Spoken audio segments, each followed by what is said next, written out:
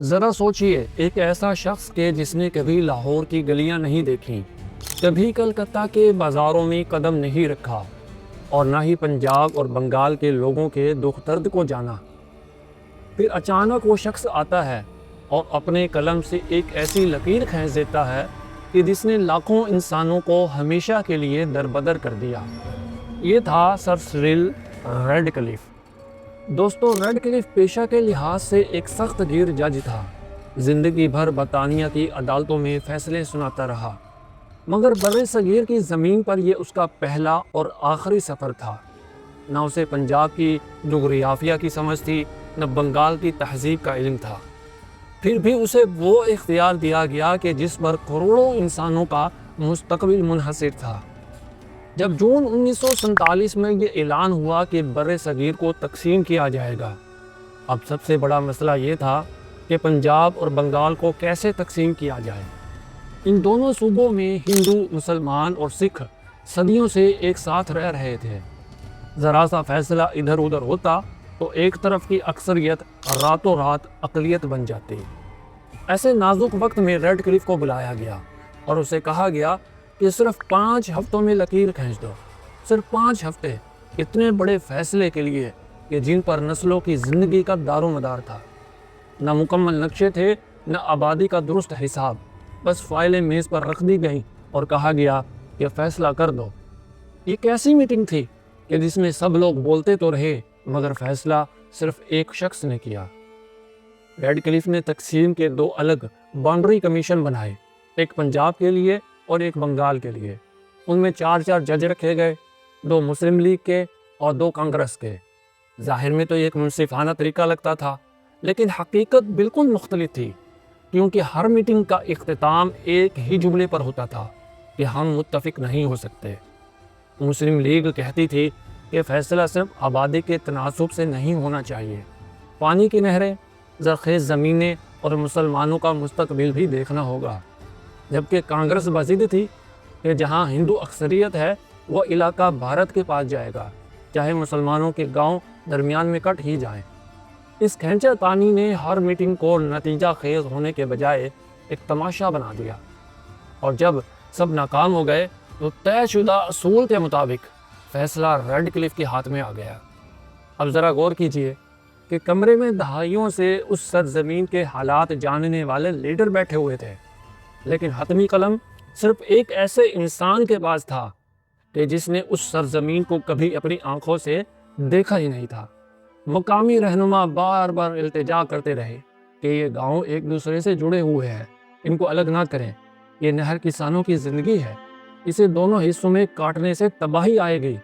لیکن ریڈکلف تو صرف نوٹس لیتا اور پھر اپنی مرضی کا خط کھینچ دیتا۔ یوں یہ میٹنگز صرف رسمی کاروائی رہ گئی، جبکہ اصل فیصلہ بند کمرے میں ریڈکلف کے قلم سے ہوتا رہا۔ ایک ہی قلم کی لکیر نے پاکستان کا گلا دبوچ لیا، اور یہ سب ہوا پنجاب کی تقسیم کے فیصلے میں۔ پنجاب کی تقسیم ریڈکلف ایوارڈ کا سب سے متنازع اور تباہ کن حصہ تھا۔ یہ وہ فیصلہ تھا کہ جس نے آنے والی دہائیوں تک پاکستان کی سیاست، معیشت اور سلامتی کو زنجیروں میں جکڑ دیا۔ سب سے پہلا اور بڑا زخم تھا گورداسپور۔ یہ ضلع آبادی کے لحاظ سے مسلمانوں کی اکثریت رکھتا تھا۔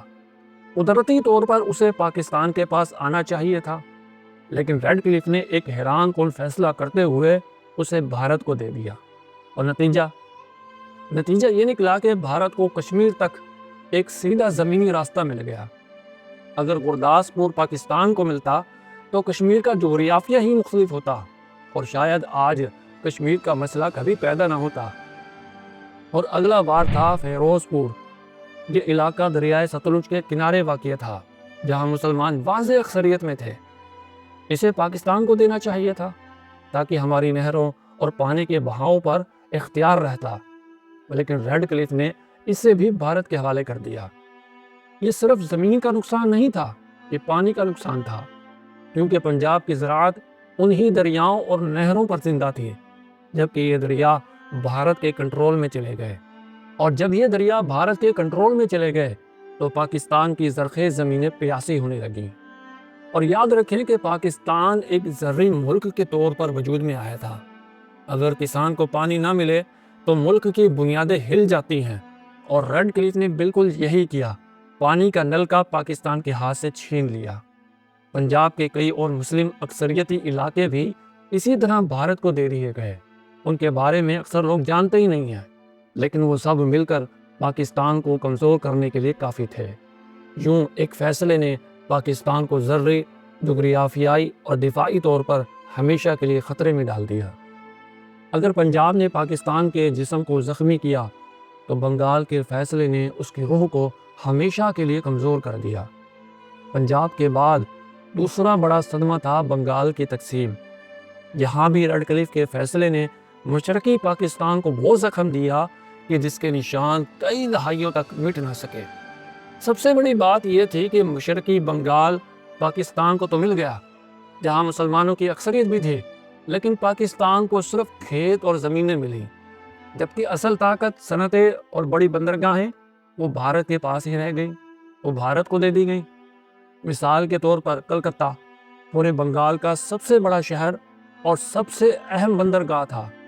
یہاں سے چائے اور جوٹ کی برآمد ہوتی تھی، اور یاد رہے کہ جوٹ وہ ریشہ ہے کہ جس سے رسے اور بوریاں بنتی ہیں، اور اس وقت یہ سونے جیسی قیمتی برآمدات میں شمار ہوتا تھا۔ مشرقی بنگال کی معیشت مکمل طور پر کلکتہ پر انحصار کرتی تھی، لیکن ریڈ کلف نے کلکتہ بھارت کے حوالے کر دیا۔ نتیجہ یہ نکلا کہ نیا مشرقی پاکستان، جو کہ آج کا بنگلہ دیش، اپنے قیام کے دن سے ہی صنعتی اور تجارتی مرکز سے محروم ہو گیا۔ سوچئے کہ اگر ایک خطے کے پاس کروڑوں کی آبادی تو ہو، زرخیز زمینیں بھی ہوں، مگر اپنی اشیاء بیچنے کے لیے بندرگاہ ہی نہ ہو، یہ ایک ایسا معاشی جال تھا جو آگے چل کر مشرقی پاکستان کے احساس محرومی کو مزید بڑھانے لگا۔ ایک اور دردناک مثال تھی مرشد آباد۔ یہ ضلع مسلمانوں کی واضح اکثریت والا تھا۔ شہریوں کو یقین تھا کہ یہ تو پاکستان کا حصہ ضرور بنے گا، اور 14 اگست 1947 کی صبح وہاں پاکستان کا جھنڈا بھی لہرایا گیا۔ لیکن چند دن بعد اعلان ہوا کہ مرشد آباد بھارت میں شامل کر دیا گیا ہے۔ یوں ایک پوری آبادی کے خواب چند لمحوں میں ہی ٹوٹ کر راکھ ہو گئے۔ اسی طرح سرحدوں کی لکیر نے کئی دیہات اور خاندانوں کو دو حصوں میں تقسیم کر دیا۔ کسی کا کھیت پاکستان میں رہ گیا تو کسی کا گھر بھارت میں، کسی کی مسجد سرحد کے اس پار اور قبرستان اس پار۔ یہ فیصلے صرف کاغذ پر نہیں ہوئے تھے، یہ فیصلے کروڑوں انسانوں کے زخم بن گئے تھے۔ ریڈ کلف نے صرف ایک لکیر نہیں کھینچی تھی، اس نے پانی، کھیت اور لاکھوں انسانوں کی زندگیوں پر ایسا زخم لگا دیا تھا جو آج تک نہیں بھرا۔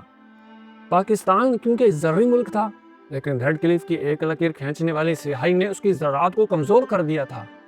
پنجاب کی بڑی نہریں جو مسلمانوں کے کھیتوں کو پانی دیتی تھیں، ان کے ہیڈ ورکس بھارت کی طرف چلے گئے۔ مثلا فیروز پور ہیڈ ورکس، جو پاکستان کے لاکھوں ایکڑ کھیتوں کو سیراب کرتا تھا، وہ بھارت کے پاس گیا۔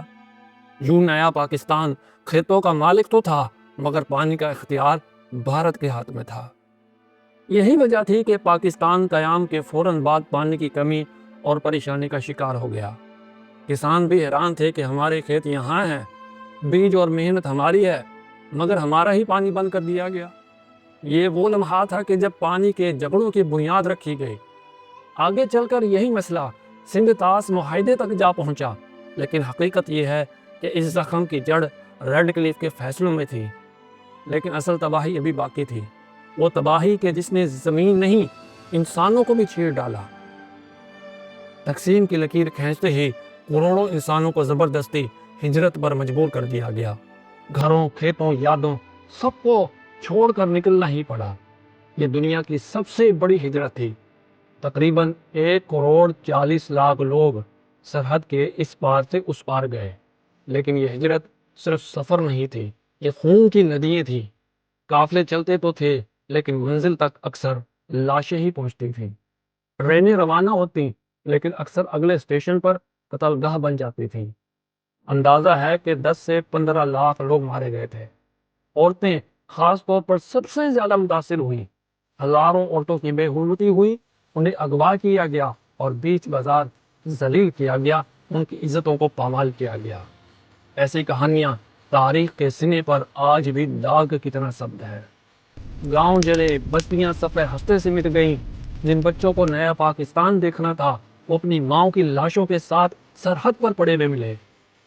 یہ تھا ریڈ کلف کی لکیر کا اصل انجام، ایک ایسا انسان کہ جس نے اپنی زندگی میں ہندوستان کو کبھی سمجھا ہی نہیں، لیکن اس کے قلم نے بر صغیر کو ہمیشہ کے لیے لہو لہان کر دیا۔